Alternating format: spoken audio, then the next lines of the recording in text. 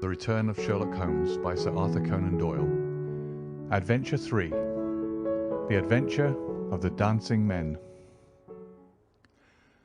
Holmes had been seated for some hours in silence, with his long, thin back curved over a chemical vessel in which he was brewing a particularly malodorous product.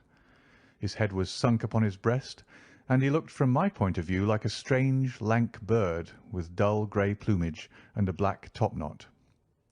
"So, Watson," said he suddenly, "you do not propose to invest in South African securities?" I gave a start of astonishment. Accustomed as I was to Holmes's curious faculties, this sudden intrusion into my most intimate thoughts was utterly inexplicable. "How on earth do you know that?" I asked. He wheeled round upon his stool, with a steaming test-tube in his hand and a gleam of amusement in his deep-set eyes. "Now, Watson, confess yourself utterly taken aback," said he. "I am." "I ought to make you sign a paper to that effect." "Why?" "Because in 5 minutes you will say that it is all so absurdly simple." "I am sure that I shall say nothing of the kind." "You see, my dear Watson," he propped his test-tube in the rack and began to lecture with the air of a professor addressing his class, "it is not really difficult to construct a series of inferences, each dependent upon its predecessor, and each simple in itself. If after doing so one simply knocks out all the central inferences and presents one's audience with the starting point and the conclusion, one may produce a startling, though possibly a meretricious effect. Now, it was not really difficult, by an inspection of the groove between your left forefinger and thumb, to feel sure that you did not propose to invest your small capital in the goldfields." "I see no connection." "Very likely not, but I can quickly show you a close connection. Here are the missing links of the very simple chain. 1. You had chalk between your left finger and thumb when you returned from the club last night. 2. You put chalk there when you play billiards to steady the cue. 3. You never play billiards except with Thurston. 4. You told me 4 weeks ago that Thurston had an option on some South African property which would expire in a month, and which he desired you to share with him. 5. Your cheque-book is locked in my drawer, and you have not asked for the key. 6. You do not propose to invest your money in this manner." "How absurdly simple!" I cried. "Quite so," said he, a little nettled. "Every problem becomes very childish when once it is explained to you. Here is an unexplained one. See what you can make of that, friend Watson." He tossed a sheet of paper upon the table and turned once more to his chemical analysis. I looked with amazement at the absurd hieroglyphics upon the paper. "Why, Holmes, it is a child's drawing," I cried. "Oh, that's your idea." "What else should it be?" "That is what Mr. Hilton Cubitt of Ridingthorpe Manor, Norfolk, is very anxious to know. This little conundrum came by the first post, and he was to follow by the next train. There's a ring at the bell, Watson. I should not be very much surprised if this were he." A heavy step was heard upon the stairs, and an instant later there entered a tall, ruddy, clean-shaven gentleman, whose clear eyes and florid cheeks told of a life led far from the fogs of Baker Street. He seemed to bring a whiff of his strong, fresh, bracing East Coast air with him as he entered. Having shaken hands with each of us, he was about to sit down when his eye rested upon the paper with the curious markings which I had just examined and left upon the table. "Well, Mr. Holmes, what do you make of these?" he cried. "They told me that you are fond of queer mysteries, and I don't think you can find a queerer one than that. I sent the paper on ahead so that you might have time to study it before I came." "It is certainly rather a curious production," said Holmes. "At first sight it would appear to be some childish prank. It consists of a number of absurd little figures dancing across the paper upon which they are drawn. Why should you attribute any importance to so grotesque an object?" I never should, Mr. Holmes, but my wife does. It is frightening her to death. She says nothing, but I can see terror in her eyes. And that's why I want to sift the matter to the bottom." Holmes held up the paper so that the sunlight shone full upon it. It was a page torn from a notebook. The markings were done in pencil and ran in a particular way. Holmes examined it for some time and then folded it carefully up. He placed it in his pocket-book. "This promises to be a most interesting and unusual case," said he. "You gave me a few particulars in your letter, Mr. Hilton Cubitt, but I should be very much obliged if you would kindly go over it all again for the benefit of my dear friend, Dr. Watson." "I'm not much of a story-teller," said our visitor, nervously clasping and unclasping his great, strong hands. "You'll just ask me anything that I don't make clear. I'll begin at the time of my marriage, last year. But I want to say first of all that though I'm not a rich man, my people have been at Ridingthorpe for a matter of 5 centuries, and there is no better-known family in the county of Norfolk. Last year I came up to London for the Jubilee, and I stopped at a boarding-house in Russell Square because Parker, the vicar of our parish, was staying in it. There was an American young lady there. Patrick was the name. Elsie Patrick. In some way we became friends, until before my month was up I was as much in love as man could be. We were quietly married at a registry office, and we returned to Norfolk a wedded couple. You'll think it very mad, Mr. Holmes, that a man of a good old family should marry a wife in this fashion, knowing nothing of her past or of her people. But if you saw her and knew her, it would help you to understand. She was very straight about it, was Elsie. I can't say that she did not give me every chance of getting out of it if I wished to do so. "I've had some very disagreeable associations in my life," said she. "I wish to forget all about them. I would rather never allude to the past, for it is very painful to me. If you take me, Hilton, you'll take a woman who has nothing that she need be personally ashamed of, but you'll have to be content with my word for it, and to allow me to be silent as to all that passed up to the time when I became yours. If these conditions are too hard, then go back to Norfolk and leave me to the lonely life in which you found me." It was only the day before our wedding that she said those very words to me. I told her that I was content to take her on her own terms, and I have been as good as my word. Well, we've been married now for a year, and very happy we've been. But about a month ago, at the end of June, I saw for the first time signs of trouble. One day my wife received a letter from America. I saw the American stamp. She turned deadly white, read the letter, and threw it into the fire. She made no allusion to it afterwards, and I made none, for a promise is a promise. But she has never known an easy hour from that moment. There's always a look of fear upon her face, a look as if she were waiting and expecting. She would do better to trust me. She would find that I was her best friend. But until she speaks, I can say nothing. Mind you, she is a truthful woman, Mr. Holmes, and whatever trouble there may have been in her past life, it has been no fault of hers. I am only a simple Norfolk squire, but there is not a man in England who ranks his family honour more highly than I do. She knows it well, and she knew it well before she married me. She would never bring any stain upon it, of that I am sure. Well, now, I come to the queer part of my story. About a week ago, it was the Tuesday of last week, I found on one of the window-sills a number of absurd little dancing figures, like these, upon the paper. They were scrawled with chalk. I thought it was the stable boy who had drawn them, but the lad swore he knew nothing about it. Anyhow, they had come there during the night. I had them washed out, and I only mentioned the matter to my wife afterwards.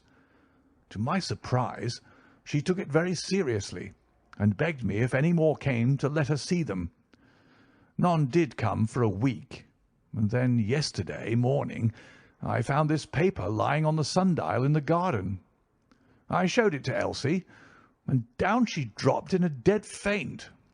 Since then she'd looked like a woman in a dream, half dazed and with terror always lurking in her eyes.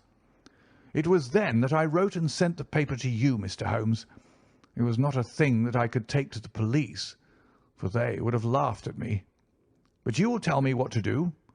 I'm not a rich man, but if there is any danger threatening my little woman, I would spend my last copper to shield her."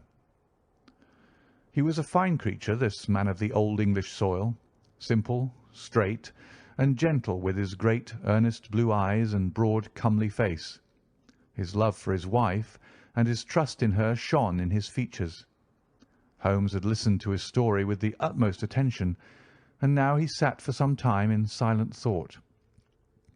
"Don't you think, Mr. Cubitt," said he at last, "that your best plan would be to make a direct appeal to your wife, and to ask her to share her secret with you?" Hilton Cubitt shook his massive head. "A promise is a promise, Mr. Holmes. If Elsie wished to tell me, she would. If not, it is not for me to force her confidence. But I am justified in taking my own line, and I will." "Then I will help you with all my heart. In the first place, have you heard of any strangers being seen in your neighbourhood?" "No." "I presume that it is a very quiet place. Any fresh face would cause comment?" "In the immediate neighbourhood, yes. But we have several small watering places not very far away, and the farmers take in lodgers." "These hieroglyphics have evidently a meaning. If it is a purely arbitrary one, it may be impossible for us to solve it. If, on the other hand, it is systematic, I have no doubt that we shall get to the bottom of it. But this particular sample is so short that I can do nothing, and the facts which you have brought me are so indefinite that we have no basis for an investigation. I would suggest that you return to Norfolk, that you keep a keen look-out, and that you take an exact copy of any fresh dancing men which may appear. It is 1,000 pities that we have not a reproduction of those which were done in chalk upon the window-sill. Make a discreet inquiry also as to any strangers in the neighbourhood. When you have collected some fresh evidence, come to me again. That is the best advice which I can give you, Mr. Hilton Cubitt. If there are any pressing fresh developments, I shall be always ready to run down and see you in your Norfolk home." The interview left Sherlock Holmes very thoughtful, and several times in the next few days I saw him take his slip of paper from his notebook and look long and earnestly at the curious figures inscribed upon it. He made no allusion to the affair, however, until one afternoon a fortnight or so later. I was going out when he called me back. "You had better stay here, Watson." "Why?" "Because I had a wire from Hilton Cubitt this morning. You remember Hilton Cubitt, of the Dancing Men? He was to reach Liverpool Street at 1:20. He may be here at any moment. I gather from his wire that there have been some new incidents of importance." We had not long to wait, for our Norfolk squire came straight from the station as fast as a hansom could bring him. He was looking worried and depressed, with tired eyes and a lined forehead. "It's getting on my nerves, this business, Mr. Holmes," said he as he sank like a wearied man into an armchair. "It's bad enough to feel that you are surrounded by unseen, unknown folk who have some kind of design upon you, but when, in addition to that, you know that it is just killing your wife by inches, then it becomes as much as flesh and blood can endure. She's wearing away under it, just wearing away before my eyes." "Has she said anything yet?" "No, Mr. Holmes, she has not. And yet there have been times when the poor girl has wanted to speak, and yet could not quite bring herself to take the plunge. I have tried to help her, but I dare say I did it clumsily and scared her from it.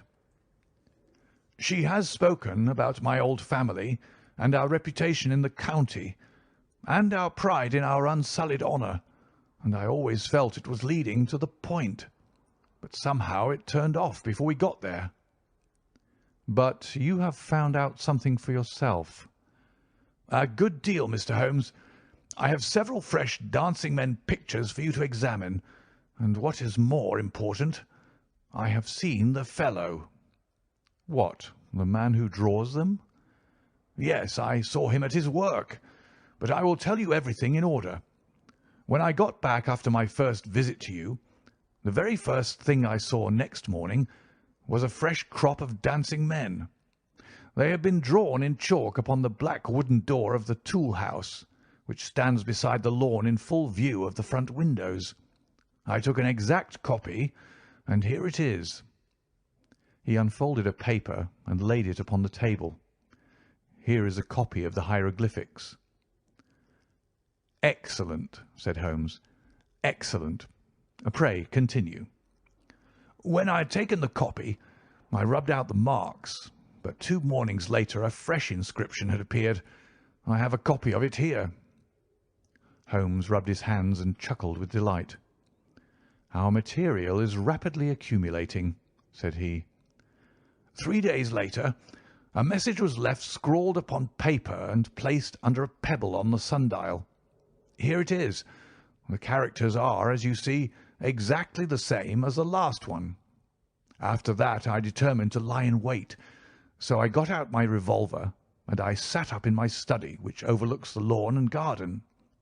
About 2 in the morning I was seated by the window, all being dark save for the moonlight outside, when I heard steps behind me, and there was my wife in her dressing gown. She implored me to come to bed. I told her frankly that I wished to see who it was who played such absurd tricks upon us. She answered that it was some senseless practical joke, and that I should not take any notice of it. "If it really annoys you, Hilton, we might go and travel, you and I, and so avoid this nuisance." "What, be driven out of our own house by a practical joker?" said I. "Why, we should have the whole county laughing at us." "Well, come to bed," said she, "and we can discuss it in the morning." Suddenly, as she spoke, I saw her white face grow whiter yet in the moonlight, and her hand tightened upon my shoulder. Something was moving in the shadow of the tool house. I saw a dark, creeping figure which crawled around the corner and squatted in front of the door. Seizing my pistol, I was rushing out when my wife threw her arms around me and held me with convulsive strength. I tried to throw her off, but she clung to me most desperately. At last I got clear, but by the time I had opened the door and reached the house, the creature was gone. He had left a trace of his presence, however, for there on the door was the very same arrangement of dancing men which had already twice appeared, and which I had copied on that paper.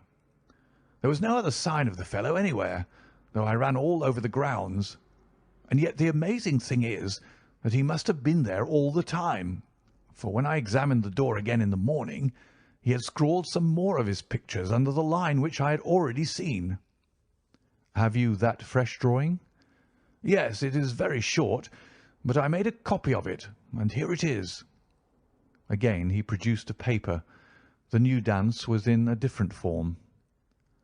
"Tell me," said Holmes, and I could see by his eyes that he was much excited, "was this a mere addition to the first, or did it appear to be entirely separate?" "It was on a different panel of the door." "Excellent. This is far the most important of all for our purpose. It fills me with hopes. Now, Mr. Hilton Cubitt, please continue your most interesting statement." "I have nothing more to say, Mr. Holmes, except that I was angry with my wife that night for having held me back when I might have caught the skulking rascal. She said that she feared that I might come to harm. For an instant it had crossed my mind that perhaps what she really feared was that he might come to harm, for I could not doubt that she knew who this man was and what he meant by these strange signals.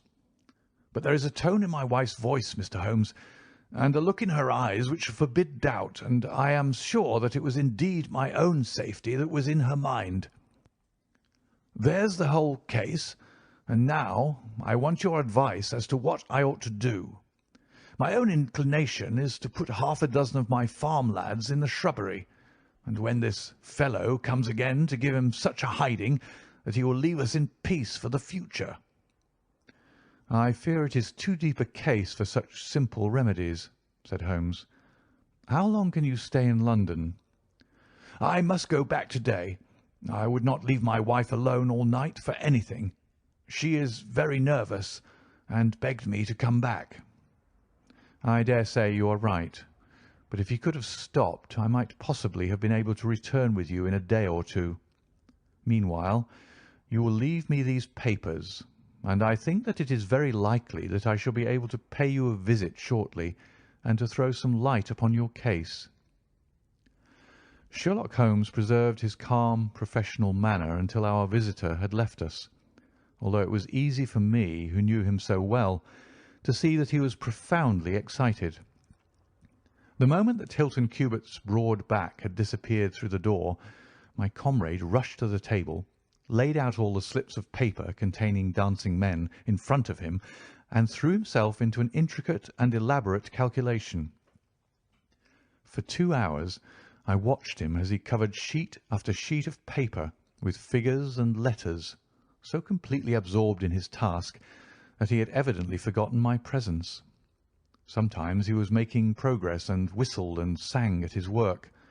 Sometimes he was puzzled, and would sit for long spells with a furrowed brow and a vacant eye.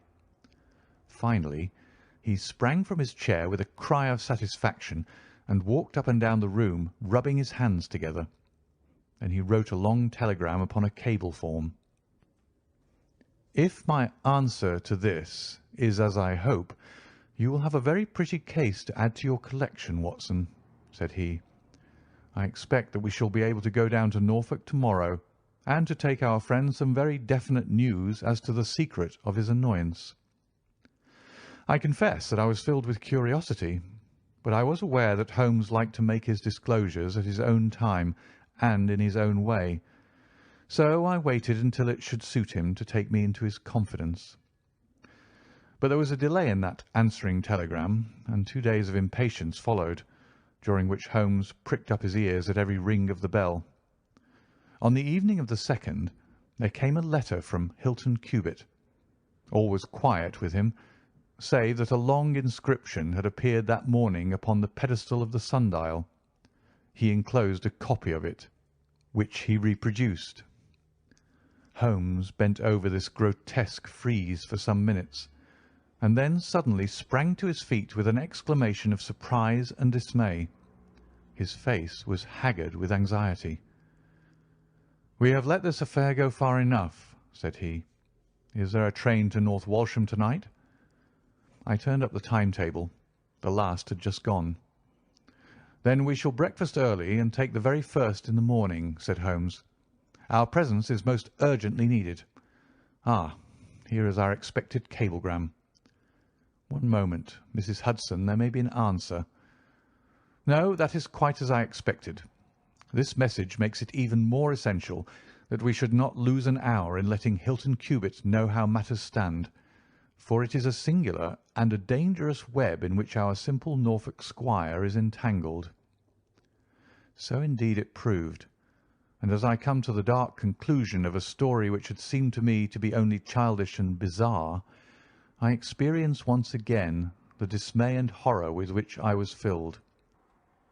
Would that I had some brighter ending to communicate to my readers, but these are the chronicles of fact, and I must follow to their dark crisis the strange chain of events which for some days made Ridingthorpe Manor a household word through the length and breadth of England. We had hardly alighted at North Walsham and mentioned the name of our destination when the station master hurried towards us. "I suppose that you're the detectives from London," said he. A look of annoyance passed over Holmes's face. "What makes you think such a thing?" "Because Inspector Martin from Norwich has just passed through. But maybe you're the surgeons. She's not dead, or wasn't by last accounts. He may be in time to save her yet, though it be for the gallows." Holmes's brow was dark with anxiety. "We are going to Ridingthorpe Manor," said he. but we have heard nothing of what has passed there." "It's a terrible business," said the station master. "They are shot, both Mr. Hilton Cubitt and his wife. She shot him and then herself, so the servants say. He's dead and her life is despaired of. Dear, dear, one of the oldest families in the county of Norfolk, and one of the most honoured." Without a word Holmes hurried to a carriage, and during the long 7 miles' drive he never opened his mouth. Seldom have I seen him so utterly despondent. He had been uneasy during all our journey from town, and I had observed that he had turned over the morning papers with anxious attention. But now this sudden realization of his worst fears left him in a blank melancholy. He leaned back in his seat, lost in gloomy speculation. Yet there was much around to interest us, for we were passing through as singular a countryside as any in England, where a few scattered cottages represented the population of to-day, while on every hand enormous square-towered churches bristled up from the flat green landscape and told of the glory and prosperity of old East Anglia. At last the violent rim of the German Ocean appeared over the green edge of the Norfolk coast, and the driver pointed with his whip to 2 old brick and timber gables which projected from a grove of trees. "That's Ridingthorpe Manor," said he. As we drove up to the porticoed front door, I observed in front of it, beside the tennis lawn, the black tool house and the pedestalled sundial with which we had such strange associations. A dapper little man with a quick, alert manner and a waxed moustache had just descended from a high dog-cart. He introduced himself as Inspector Martin of the Norfolk Constabulary, and he was considerably astonished when he heard the name of my companion. "Why, Mr. Holmes, the crime was only committed at 3 this morning. How could you hear of it in London and get to the spot as soon as I?" "I anticipated it. I came in the hope of preventing it." "Then you must have important evidence of which we are ignorant, for they were said to be a most united couple." "I have only the evidence of the dancing men," said Holmes. "I will explain the matter to you later. Meanwhile, since it is too late to prevent this tragedy, I am very anxious that I should use the knowledge which I possess in order to ensure that justice be done. Will you associate me in your investigation, or will you prefer that I should act independently?" "I should be proud to feel that we were acting together, Mr. Holmes," said the inspector earnestly. "In that case I should be glad to hear the evidence and to examine the premises without an instant of unnecessary delay." Inspector Martin had the good sense to allow my friend to do things in his own fashion, and contented himself with carefully noting the results. The local surgeon, an old white-haired man, had just come down from Mrs. Hilton Cubitt's room, and he reported that her injuries were serious but not necessarily fatal. The bullet had passed through the front of her brain, and it would probably be some time before she could regain consciousness. On the question of whether she had been shot or had shot herself, he would not venture to express any decided opinion. Certainly the bullet had been discharged at very close quarters. There was only the one pistol found in the room, 2 barrels of which had been emptied. Mr. Hilton Cubitt had been shot through the heart. It was equally conceivable that he had shot her and then himself, or that she had been the criminal, for the revolver lay upon the floor midway between them. "Has he been moved?" asked Holmes. "We have moved nothing except the lady. We could not leave her lying wounded upon the floor." "How long have you been here, Doctor?" "Since 4 o'clock." "Anyone else?" "Yes, the constable here." "And you have touched nothing?" "Nothing." "You have acted with great discretion. Who sent you?" "The housemaid, Saunders." "Was it she who gave the alarm?" "She and Mrs. King, the cook." "Where are they now?" "In the kitchen, I believe." "Then I think we had better hear their story at once." The old hall, oak-panelled and high-windowed, had been turned into a court of investigation. Holmes sat in a great old-fashioned chair, his inexorable eyes gleaming out of his haggard face. I could read in them a set purpose to devote his life to this quest until the client whom he had failed to save should at last be avenged. The trim Inspector Martin, the old grey-headed country doctor, myself, and a stolid village policeman made up the rest of that strange company. The two women told their story clearly enough. They had been aroused from their sleep by the sound of an explosion, which had been followed a minute later by a second one. They slept in adjoining rooms, and Mrs. King had rushed into Saunders. Together they had descended the stairs. The door of the study was open, and a candle was burning upon the table. Their master lay upon his face in the centre of the room. He was quite dead. Near the window his wife was crouching, her head leaning against the wall. She was horribly wounded, and the side of her face was red with blood. She breathed heavily, but was incapable of saying anything. The passage, as well as the room, was full of smoke and the smell of powder.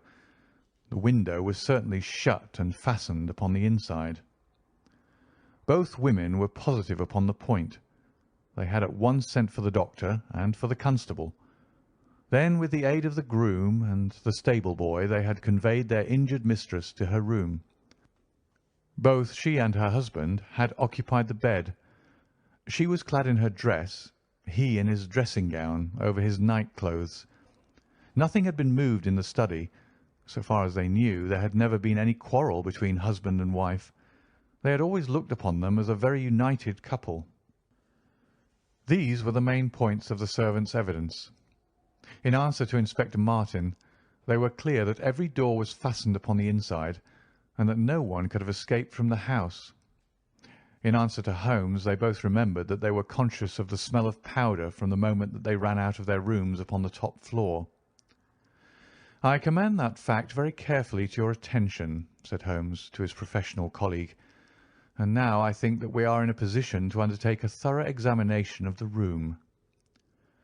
The study proved to be a small chamber, lined on three sides with books, and with a writing table facing an ordinary window, which looked out upon the garden. Our first attention was given to the body of the unfortunate squire, whose huge frame lay stretched across the room. His disordered dress showed that he had been hastily aroused from sleep. The bullet had been fired at him from the front, and had remained in his body after penetrating the heart. His death had certainly been instantaneous and painless. There was no powder marking either upon his dressing gown or on his hands.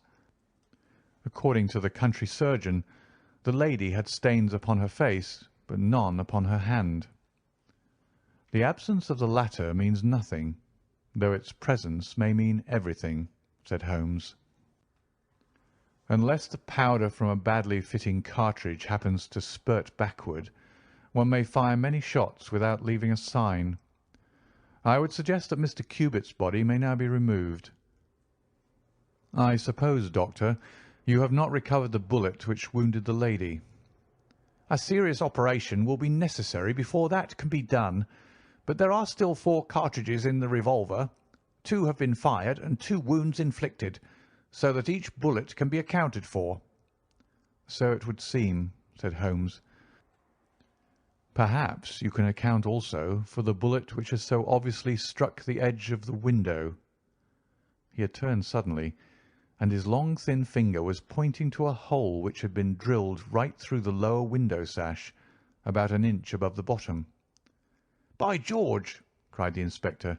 "How ever did you see that?" "Because I looked for it." "Wonderful!" said the country doctor. "You are certainly right, sir. Then a third shot has been fired, and therefore a third person must have been present. But who could that have been, and how could he have got away?" "That is the problem which we are now about to solve," said Sherlock Holmes. "You remember, Inspector Martin, when the servants said that on leaving their room they were at once conscious of a smell of powder. I remarked that the point was an extremely important one." "Yes, sir, but I confess I did not quite follow you." "It suggested that at the time of the firing the window as well as the door of the room had been open. Otherwise the fumes of powder could not have been blown so rapidly through the house. A draught in the room was necessary for that. Both door and window were only open for a very short time, however. How could you prove that? Because the candle was not guttered. Capital! Cried the inspector. Capital! Feeling sure that the window had been open at the time of the tragedy, I conceived that there might have been a third person in the affair, who stood outside this opening and fired through it. Any shot directed at this person might hit the sash. I looked, and there, sure enough, was the bullet mark. But how came the window to be shut and fastened? The woman's first instinct would be to shut and fasten the window. But, hello, what is this? It was a lady's handbag which stood upon the study table, a trim little handbag of crocodile skin and silver. Holmes opened it and turned the contents out. There were £25 notes of the Bank of England, held together by an india-rubber band, nothing else. "This must be preserved, for it will figure in the trial," said Holmes as he handed the bag with its contents to the inspector. "It is now necessary that we should try to throw some light upon this third bullet, which has clearly, from the splintering of the wood, been fired from inside the room. I should like to see Mrs. King, the cook, again. You said, Mrs. King, that you were awakened by a loud explosion. When you said that, did you mean that it seemed to you to be louder than the second one?" "Well, sir, it wakened me from my sleep, so it is hard to judge, but it did seem very loud." "You don't think that it might have been two shots fired almost at the same instant?" "I'm sure I couldn't say, sir." "I believe that it was undoubtedly so. I rather think, Inspector Martin, that we have now exhausted all that this room can teach us. If you will kindly step round with me, we shall see what fresh evidence the garden has to offer." A flower bed extended up to the study window, and we all broke into an exclamation as we approached it. The flowers were trampled down, and the soft soil was imprinted all over with footmarks. Large, masculine feet they were, with peculiarly long, sharp toes. Holmes hunted about among the grass and leaves like a retriever after a wounded bird. Then, with a cry of satisfaction, he bent forward and picked up a little brazen cylinder. "I thought so," said he.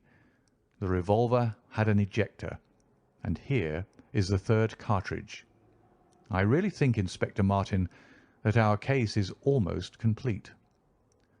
The country inspector's face had shown his intense amazement at the rapid and masterful progress of Holmes's investigation. At first he had shown some disposition to assert his own position, but now he was overcome with admiration and ready to follow without question wherever Holmes led. "Whom do you suspect?" he asked. "I'll go into that later. There are several points in this problem which I have not been able to explain to you yet. Now that I have got so far, I had best proceed on my own lines, and then clear the whole matter up once and for all."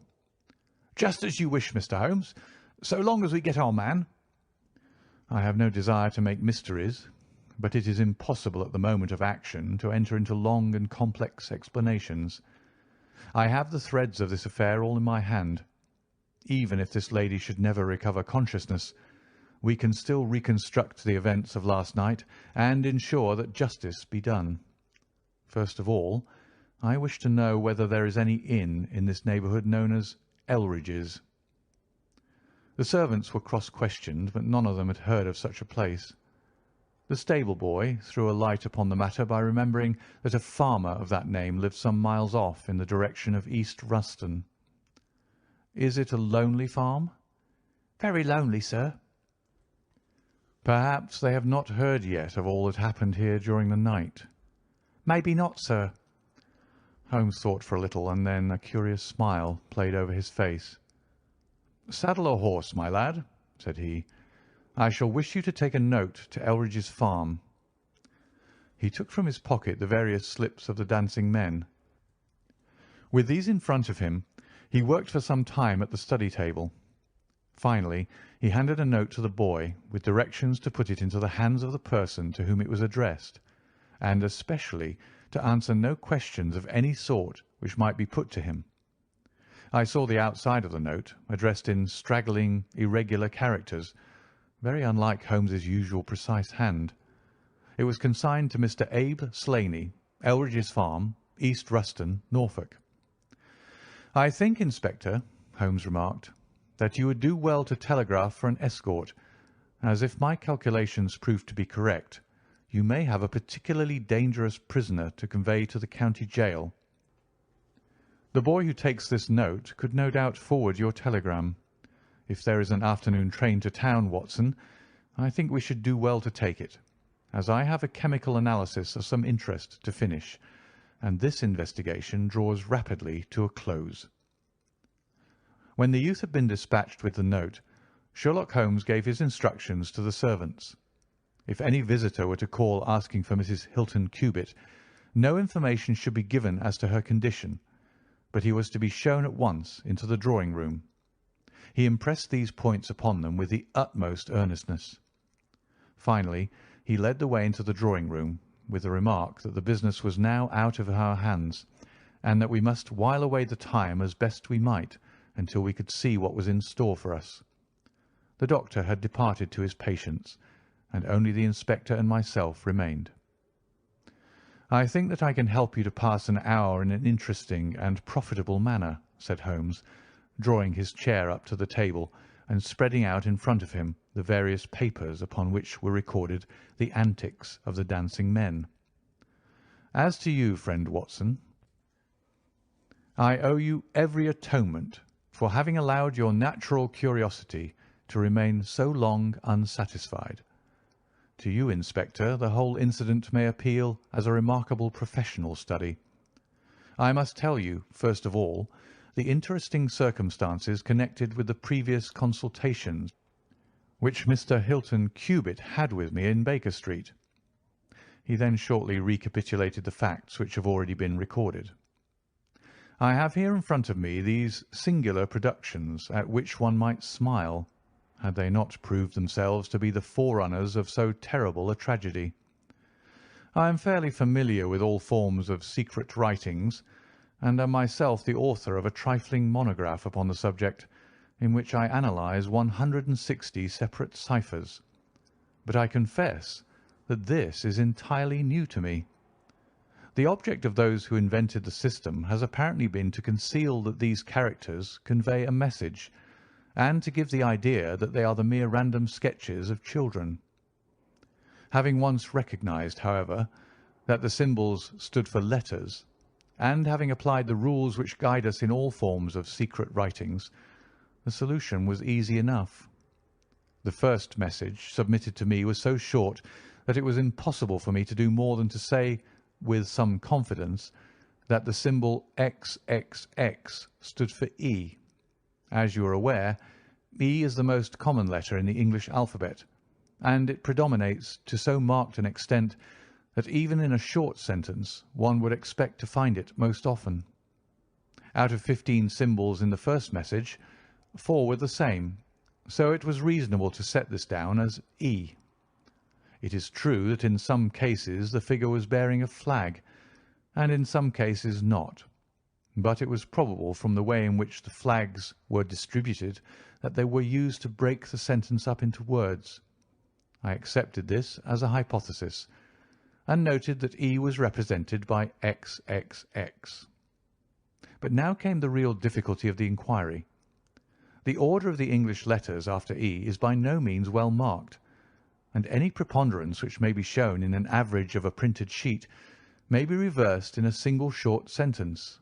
Speaking roughly, T, A, O, I, N, S, H, R, D, and L are the numerical order in which letters occur, but T, A, O, and I are very nearly abreast of each other, and it would be an endless task to try each combination until a meaning was arrived at. I therefore waited for fresh material. In my second interview with Mr. Hilton Cubitt, he was able to give me 2 other short sentences and 1 message, which appeared, since there was no flag, to be a single word. Here are the symbols. Now, in the single word I've already got the two E's coming second and fourth in a word of 5 letters. It might be sever, or lever, or never. There can be no question that the latter as a reply to an appeal is far the most probable, and the circumstances pointed to its being a reply written by the lady. Accepting it as correct, we are now able to say that the symbols stand respectively for N, V, and R. Even now I was in considerable difficulty, but a happy thought put me in possession of several other letters. It occurred to me that if these appeals came as I expected from someone who had been intimate with the lady in her early life, a combination which contained 2 E's with 3 letters between might very well stand for the name Elsie. On examination I found that such a combination formed the termination of the message, which was 3 times repeated. It was certainly some appeal to Elsie. In this way I had got my L, S, and I. But what appeal could it be? There were only 4 letters in the word which preceded Elsie, and it ended in E. Surely the word must be come. I tried all other 4 letters ending in E, but could find none to fit the case. So now I was in possession of C, O, and M, and I was in a position to attack the first message once more, dividing it into words and putting dots for each symbol which was still unknown. So treated, it worked out in this fashion: M space dot ERE space dot E space SL dot NE dot.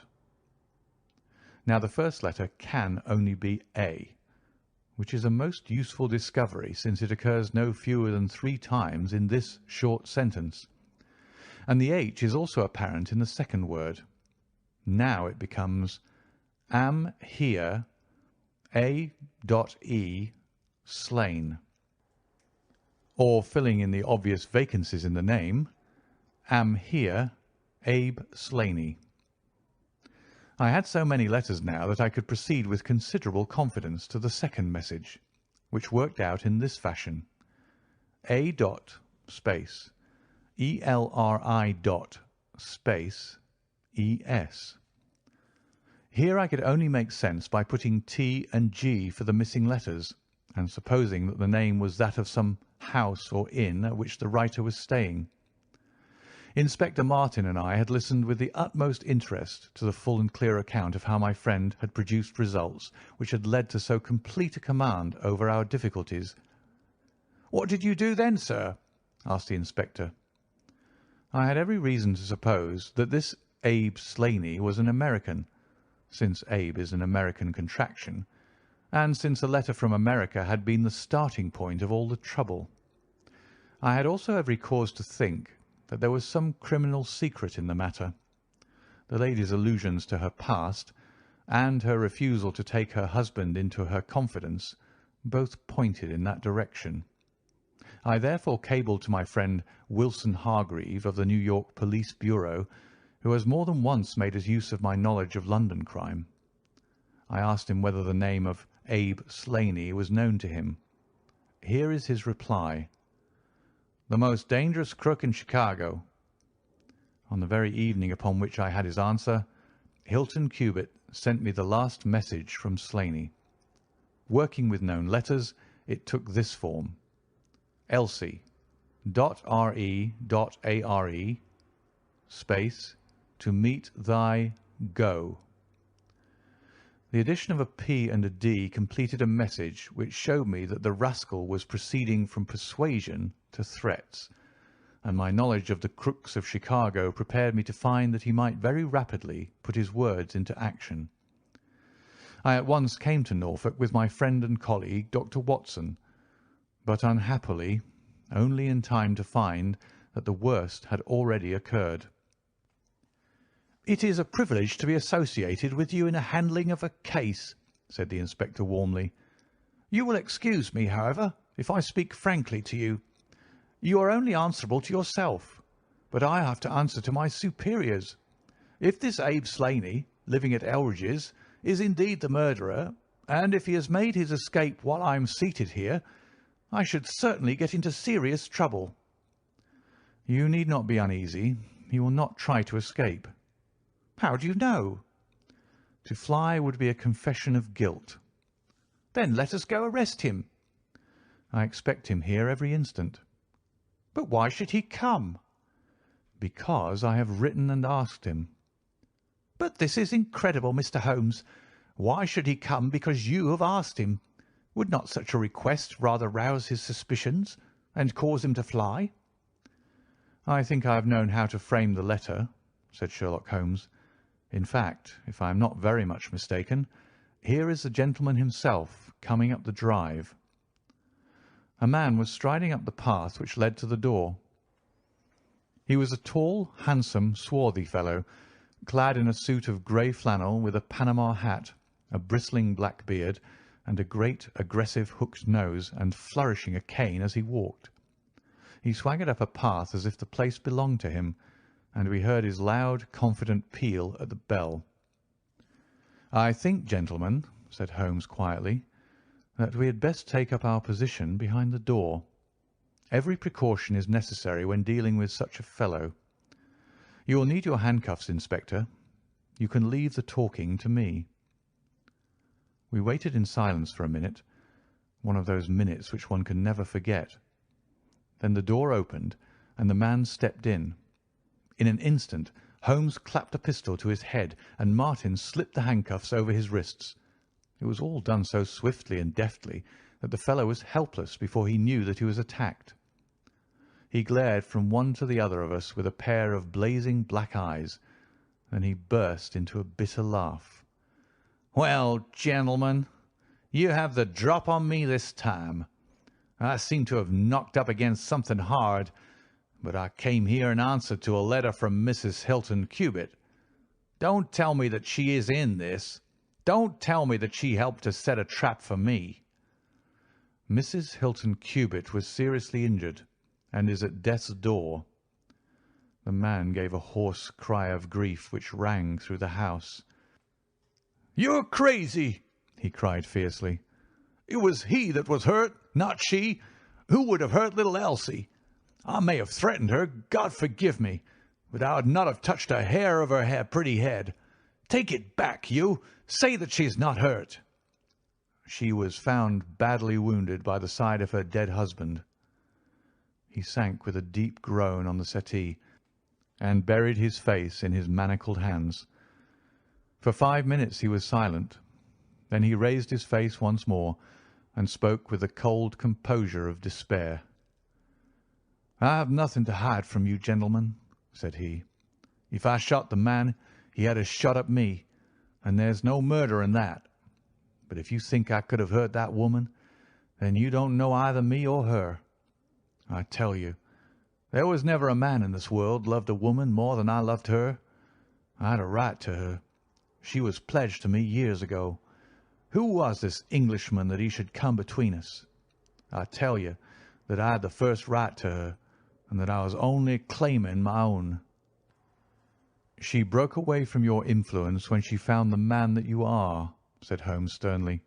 "She fled from America to avoid you, and she married an honourable gentleman in England. You dogged her and followed her, and made her life a misery to her, in order to induce her to abandon the husband whom she loved and respected in order to fly with you, whom she feared and hated. You have ended by bringing about the death of a noble man and driving his wife to suicide. That is your record in this business, Mr. Abe Slaney, and you will answer for it to the law." "If Elsie dies, I care nothing what becomes of me," said the American. He opened one of his hands and looked at a note crumpled up in his palm. "See here, mister," he cried with a gleam of suspicion in his eyes. "You're not trying to scare me over this, are you? If the lady is hurt as bad as you say, who was it that wrote this note?"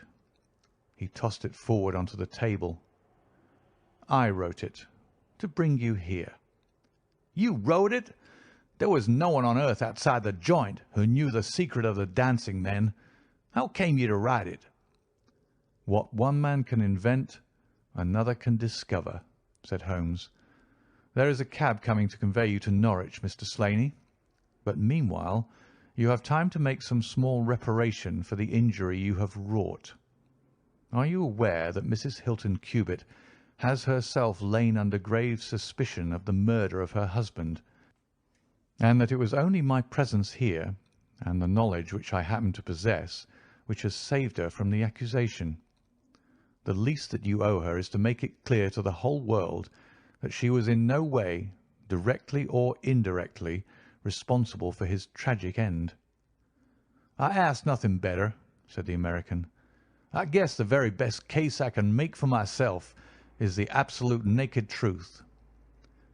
"It is my duty to warn you that it will be used against you," cried the inspector, with the magnificent fair play of the British criminal law. Slaney shrugged his shoulders. "I'll chance that," said he. "First of all, I want you gentlemen to understand that I have known this lady since she was a child. There were 7 of us in a gang in Chicago, and Elsie's father was the boss of the joint. He was a clever man, was old Patrick. It was he who had invented that writing, which would pass as a child's scrawl unless she just happened to have the key to it. Well, Elsie learned some of our ways, but she couldn't stand the business, and she had a bit of honest money of her own, so she gave us all the slip and got away to London. She'd been engaged to me, and she would have married me, I believe, if I'd taken over another profession. But she would have nothing to do with anything on the cross. It was only after her marriage to this Englishman that I was able to find out where she was. I wrote to her, but got no answer. After that I came over, and as letters were no use, I put my messages where she could read them. Well, I've been here a month now. I lived in that farm where I had a room down below, could get in and out every night and no one the wiser. I tried all I could to coax Elsie away. I knew that she read the messages. For once she wrote an answer under one of them. Then my temper got the better of me, and I began to threaten her. She sent me a letter then, imploring me to go away and saying that it could break her heart if any scandal should come upon her husband. She said that she would come down when her husband was asleep at 3 in the morning and speak with me through the end window if I would go away afterwards and leave her in peace. She came down and brought money with her, trying to bribe me to go. This made me mad, and I caught her arm and tried to pull her through the window. At that moment in rushed the husband with his revolver in his hand. Elsie had sunk down upon the floor, and we were face to face. I was healed also, and I held up my gun to scare him off and let me get away. He fired and missed me. I pulled off almost at the same instant, and down he dropped. I made away across the garden, and as I went I heard the window shut behind me. That's God's truth, gentlemen, every word of it. And I heard no more about it until that lad came riding up with a note which made me walk in here like a jay and give myself into your hands." A cab had drawn up whilst the American had been talking. 2 uniformed policemen sat inside. Inspector Martin rose and touched his prisoner on the shoulder. "It's time for us to go." "Can I see her first?" "No, she is not conscious. Mr. Sherlock Holmes, I only hope that if ever again I have an important case, I shall have the good fortune to have you by my side." We stood at the window and watched the cab drive away. As I turned back, my eye caught the pellet of paper which the prisoner had tossed upon the table. It was the note with which Holmes had decoyed him. "See if you can read it, Watson," said he with a smile. It contained no word, but a little line of dancing men. "If you use the code which I have explained," said Holmes, "you will find that it simply means, 'Come here at once.'" I was convinced that it was an invitation which he would not refuse, since he could never imagine that it could come from anyone but the lady. And so, my dear Watson, we have ended by turning the dancing men to good when they have so often been the agents of evil, and I think that I have fulfilled my promise of giving you something unusual for your notebook. 3:40 is our train, and I fancy we shall be back in Baker Street for dinner. Only one word of epilogue. The American, Abe Slaney, was condemned to death at the winter assizes at Norwich, but his penalty was changed to penal servitude in consideration of mitigating circumstances and the certainty that Hilton Cubitt had fired the first shot. Of Mrs. Hilton Cubitt, I only know that I have heard she recovered entirely, and that she still remains a widow, devoting her whole life to the care of the poor and to the administration of her husband's estate. End of The Adventure of the Dancing Men.